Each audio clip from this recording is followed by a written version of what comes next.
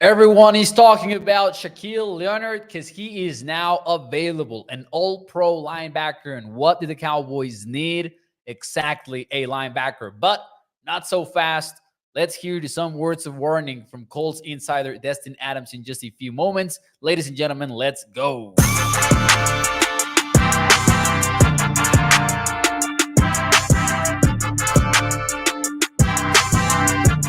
What is up, everyone, and welcome into A to Z Sports Dallas Prime Time. Thank you so much for tuning in. I'm your host, Mauricio Rodriguez, streaming with you live every Sunday through Thursday night at 8 p.m. Central here on Dallas On Demand Sports Talk Network with a lot more content coming your way. Make sure that you check out atozsports.com/Dallas. And as always, do me a favor and hit the like button for me.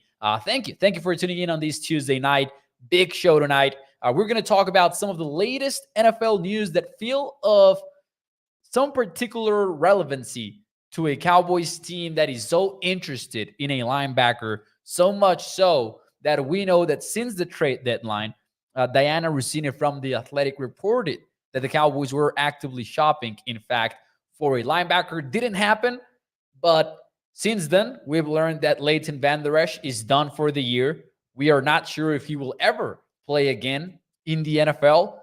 So it makes sense that Dallas could be looking for a linebacker, which made it even more interesting when NFL news broke that the Indianapolis Colts had waived Shaquille Leonard. I'm going to be honest with you. I have not kept up very closely with Indianapolis this season. I believe since Anthony Richardson was hurt. Once AR was out, I was out on the Colts season. I didn't follow them very closely. So the news did take me a little bit by surprise. Shaquille Leonard being a player that not that long ago was named an all-pro linebacker, a first-team all-pro linebacker, actually, 3 times in his career. That includes his rookie season when he was a contemporary rookie with Leighton Vander Esch. I'm sure you remember that. He actually was named the Defensive Rookie of the Year that year. And, he has 3 first-team All-Pro years, 1 second-team All-Pro honor as well. But Shaquille Leonard being waived definitely made me ask myself, there's something that I don't know. What is it, right? There's something that I have not really been on the lookout for here with Indianapolis. So I reached out to my friend Dustin Aans, who is a Colts insider for us over at A to Z Sports Indianapolis. He's actually broken some big time stories for us while, being with us working the indie bit. And he had some very interesting insight to share. And I thought we could dive into it on tonight's show just because I know that Cowboys fans want to know more about this all-pro potential target that suddenly is in the Cowboys' reach. So let me know in the chat very quickly, would you like or dislike adding Shaquille Leonard to the Dallas Cowboys? Let me know in the chat, and then we'll get into the inside of Dustin Aans. Let me tell you something, though. Dustin's inside is very, very scary. They are words of warning that we were about to get into. So let me know what you think, though, before in the chat. And let me just tease something. We're going to get into Cowboys versus Washington by the numbers after we get through the Shaquille Leonard talk. And I'm going to share with you my 1 or 2 worries about the Thanksgiving game. And I'm going to say worries between quotation marks because, yes, the Cowboys should get the win on Thursday. Spoiler alert.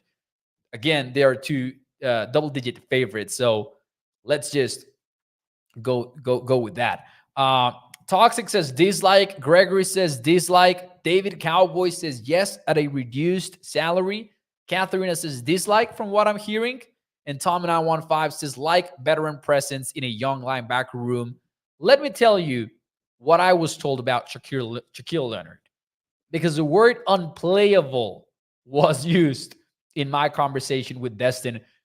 Basically, Destin's take is that indeed he's not the same guy that won all of those all-pro seasons. He is somebody that was basically about to be benched by Indy, and instead they cut him. And here is the full quote for you. Leonard has been a shell of his old self since returning from injury. His snap count has taken a big hit this year. And listen to this very carefully. They completely take him off of the field for passing down situations because he is unplayable in that area. He's coming off arguably the worst game of his season, quite possibly his career against the Patriots, where he looked completely lost on the field and was, again, listen carefully, outplayed by every other linebacker who touched the field for the Colts. If a team can get him to his old self, then he's a home run signing. But, important but here, the likelihood of that at this stage of his career is unlikely. Boom. That's a strong, stone cold statement from my friend Dustin Aans. Let me say this.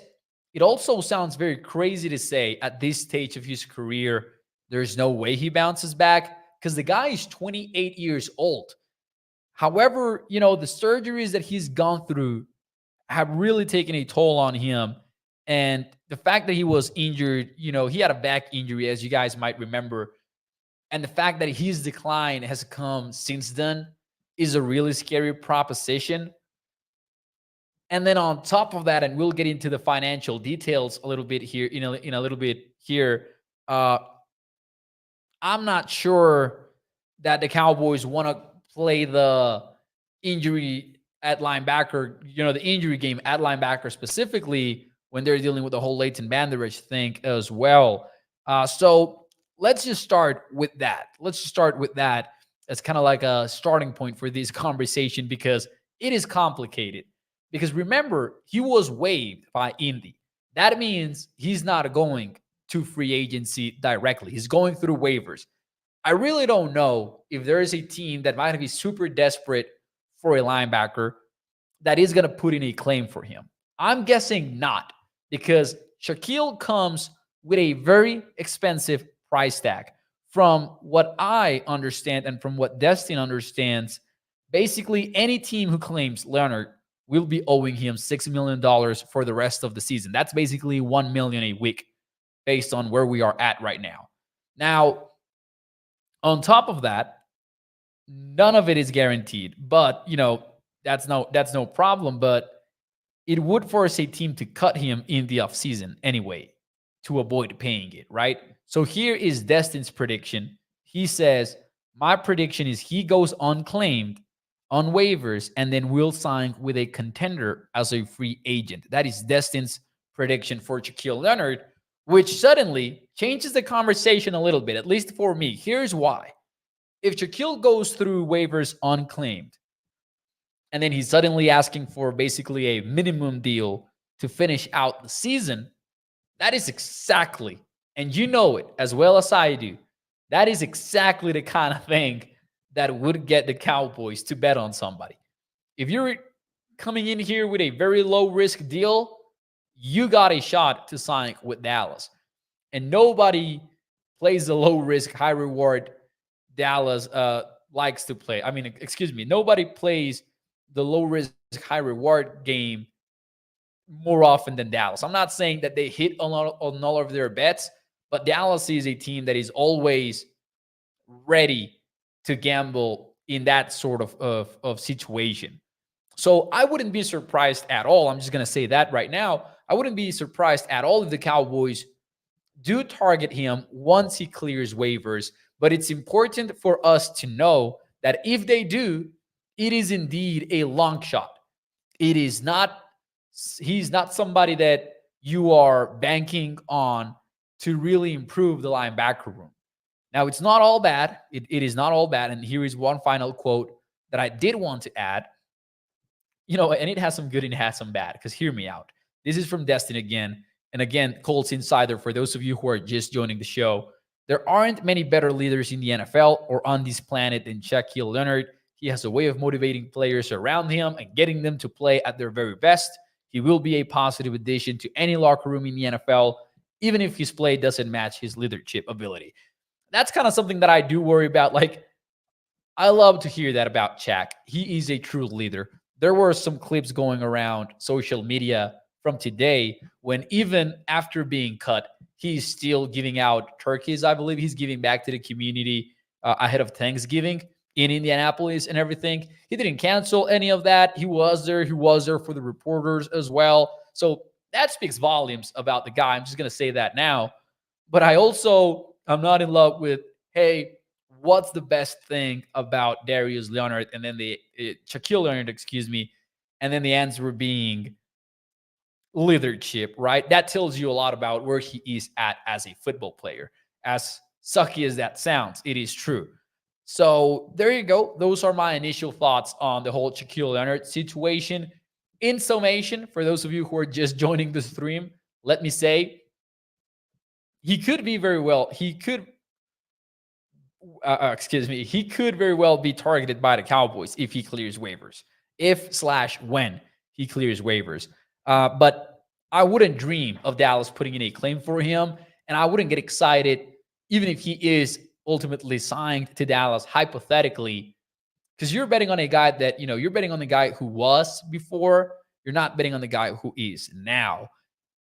That being said, the Cowboys have a very thin linebacker room, even if you include the practice squad. So it's not like you couldn't use somebody that at least has some experience in the NFL, because right now that's where the Cowboys are at with their linebacker room. Let's just say that. Anyways, ladies and gentlemen, let's get into some of the comments here. Tom and I15 says, and that is exactly why I would be interested. He can teach these young linebackers how to be better pros, film breakdown, better practice habits. He's like another coach on the field. And to Tommy's point, and I think sometimes we kind of overrate that sort of impact. That's just my feeling. That's something personal. I feel like sometimes we can really overrate what a veteran mentor can be to young players. But in the Cowboys' particular case, you could make the argument that Damon Clark could use some coaching, and the same for Marquise Bell, because these are inexperienced players. They are young, and in Bell's case specifically, he is somebody that is still learning the position, because the Cowboys themselves have explained to us how the Cowboys specifically communicated Bell's assignment to him before many plays. Like, they are like, yes, this is your gap, because he's still learning how to play on that second level of the defense instead of on the secondary. Let's see here. Guru says, could Leonard clear waivers and save a practice squad spot? He could. I'm not sure. Hey, he could, but what it would take is 31 other NFL teams not offering him a 53-man roster spot. And I don't know if that's going to happen. Like, that is the intrigue right now about Leonard. We'll find out very soon, by the way. We're going to have an answer very quickly here on what Leonard's future looks like, I would assume. But it sure sounds like he is clearing waivers. And yeah, I would guess that is a possibility, Guru. Toxic says, zero interest in a linebacker who is a total liability in the pass game and a history of back issues. Nice guys are God barbecues, says Toxic. Something went wrong at the end of that comment, but I don't know exactly what. Let's see here. If someone claims him, don't they owe him guaranteed money? They basically owe him the salary. Yeah. They basically owe him the $6 million, especially, in his situation this late in the year. Nick says Dan Quinn could very well be the best option to pair Leonard with to bring that dog back out of him. And that is what the Cowboys would be betting on if they end up bringing him in. Again, I kind of feel skeptical about the whole thing. I will say, though, usually when we're talking about big name players that are going to be expensive, I'm always going to be on the boat of, the Cowboys are not going to be interested. That's why I strongly believe they're not going to put a claim for him. However, as long as he's cheap, Cowboys might be in on it.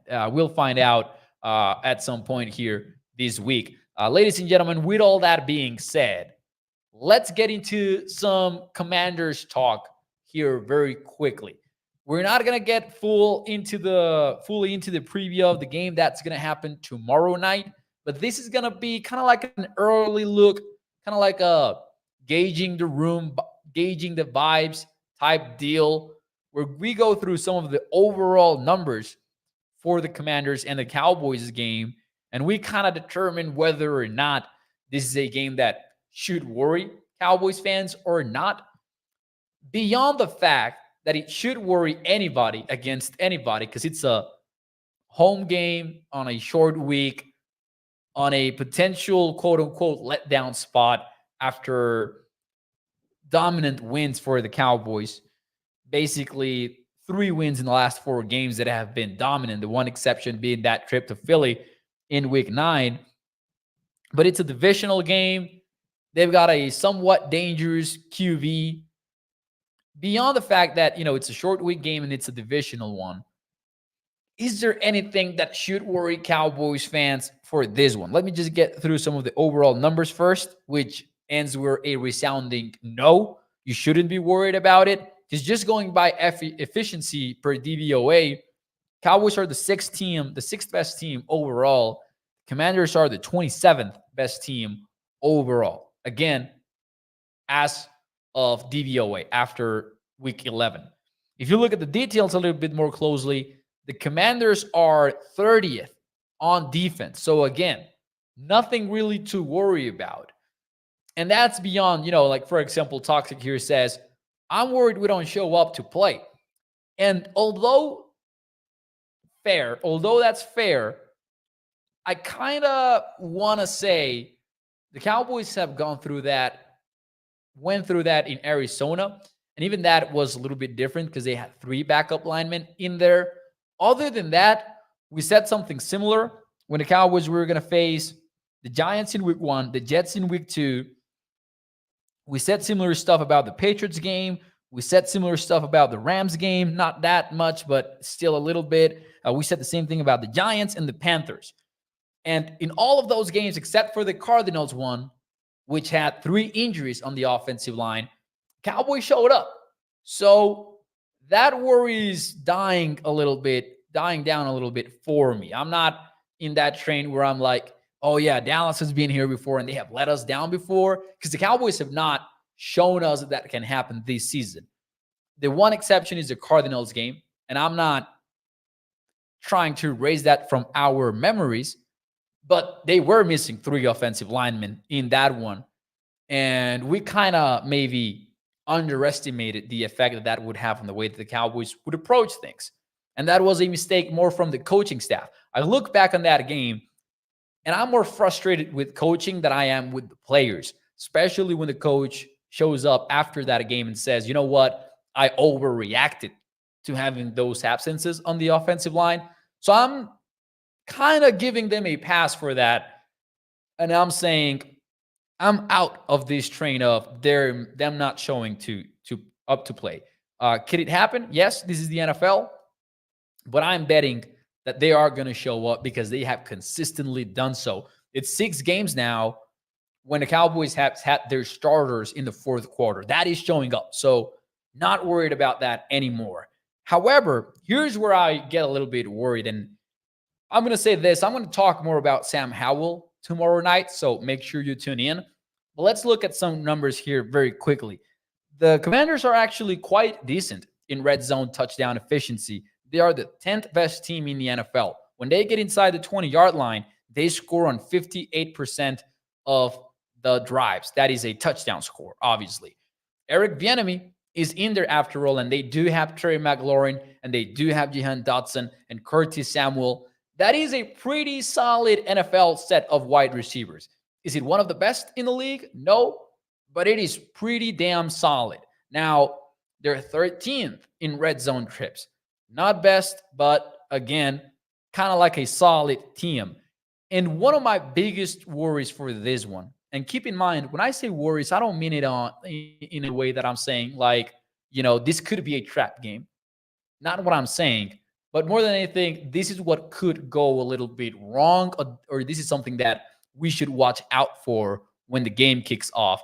And that is the offensive line being slightly better than some of the offensive lines that we've seen the Cowboys blow out in recent weeks. Because actually, if you look at the offensive line composite ratings that Ben Baldwin puts together, and that takes into account PFF evaluations, Sports Info Solutions numbers, and ESPN pass block win rates and run block win rates and stuff, the Commanders are 14th.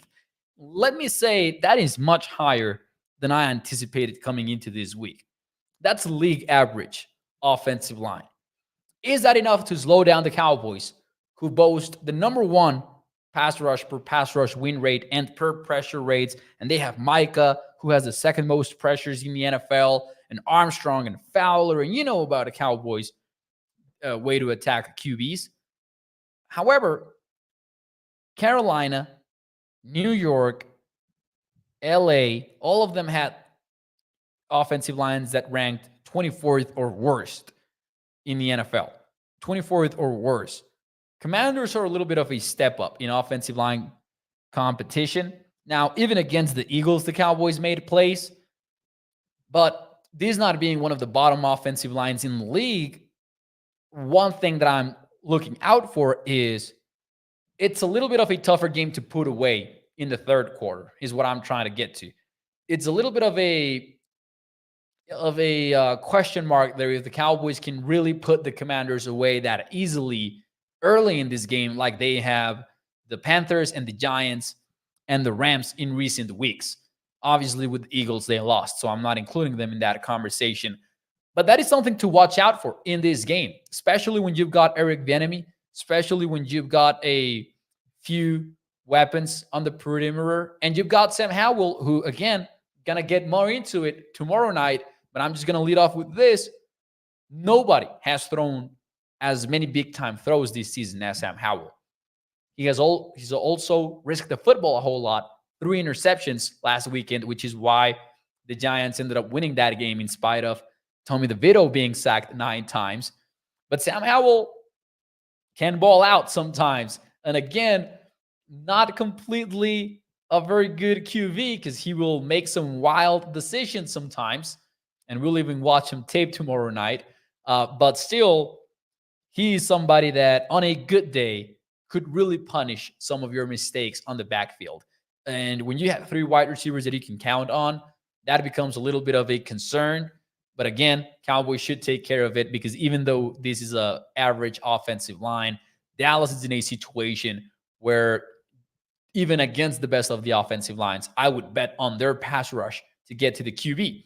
And that's in big part because of Micah and offense's inability to come up with answers against Parsons. Because there's a popular narrative among Cowboys fans where when things have not gone Dallas's way, people act like Micah is not doing a whole lot. But even against Philly, even in San Francisco, Micah had decent games, above decent, actually, I would say.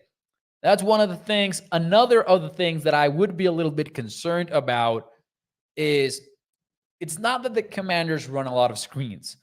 I think that's a misconception of the Commanders' offense and one that I've seen in many places.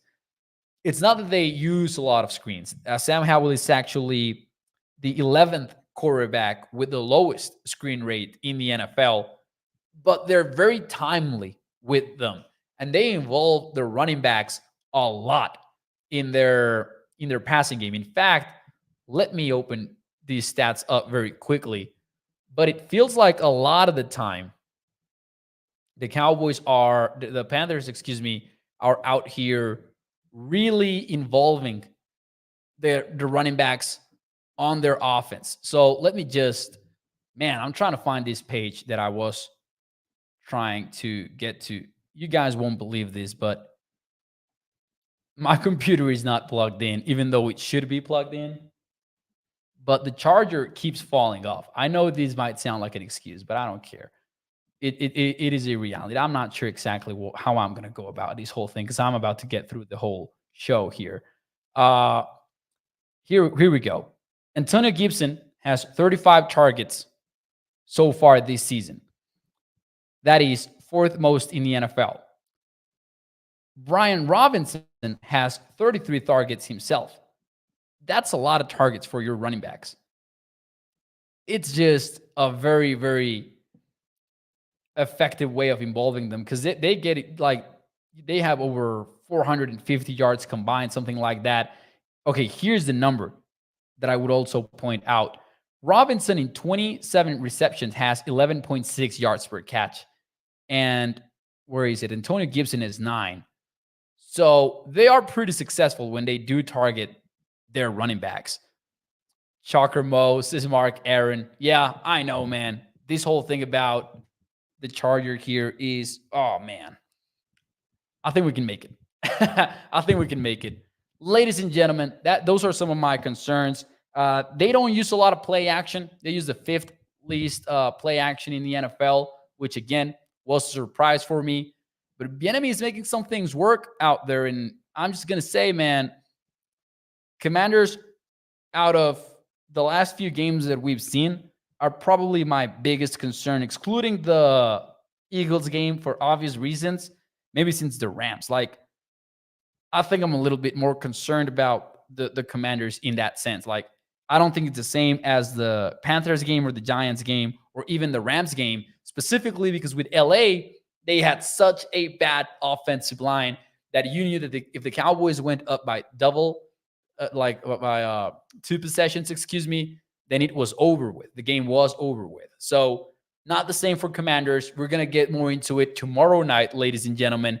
But before I go, and it's going to be a short one cool thing because I don't want my battery to run out here on me, let me know, what is your one cool thing of the week? One of my favorite segments, man. Every week, we close out the show with the one cool thing. And remember, it's our feel-good space. You can share something personal, professional, sports-related, non-sports-related, whatever you want it to be. Let me know what's your one cool thing of the week. I know it's Thanksgiving, and, we don't make a big deal out of it in Mexico, so I'm really, not in the same boat, but I'm very excited that you guys are having Thanksgiving. I really don't do a Thanksgiving dinner. When my pops was around, he had a Thanksgiving party, but it was just all football related. So it was just, let's get together and watch the NFL all day long. And that was very fun. So shout out to my dad, wherever he is. We lost him back in June. Stephen White says, happy Thanksgiving, y'all. Remember when we brought our own benches? Oh, yeah, it's Commanders week. Cannot live without mentioning that. That is true. My one cool thing is my laptop is charging with ease. Oh, man. That's a good one, Toxic. Thanksgiving W, says Mark Aaron. Happy Thanksgiving to everyone. What a dumb Dan Snyder. That franchise into good. They made himself, says Dustin. My daughter and grandson both have their birthdays on Thanksgiving. That's amazing. Yep, I agree with you, Mark. I agree with you. Ladies and gentlemen, let me leave you with my one cool thing very quickly, though. On Friday, I'm going to the movies. But I'm not going to watch just any movie. I'm not even going to watch a new movie. I'm going to watch The Lord of the Rings, Return of the King on the big screen. Just last week, my brother and I were talking about how cool would it be to watch them at the movies. We're both young. We didn't get to watch them when they came out at the movies. So, man, excited as heck about that. I'm running a marathon just to get ready for it. I'm excited about it. Ladies and gentlemen, thank you. Thank you so much for tuning into the show. Ladies and gentlemen, Justin, I swear that's basically what the comments are. What a dumb Snyder turned that franchise into good. They made himself. I shout out to Justin, man. I think I misread that. Sorry about that. See you guys tomorrow night, 8 p.m. Central. Thank you so much, and I'll see you tomorrow. Bye-bye.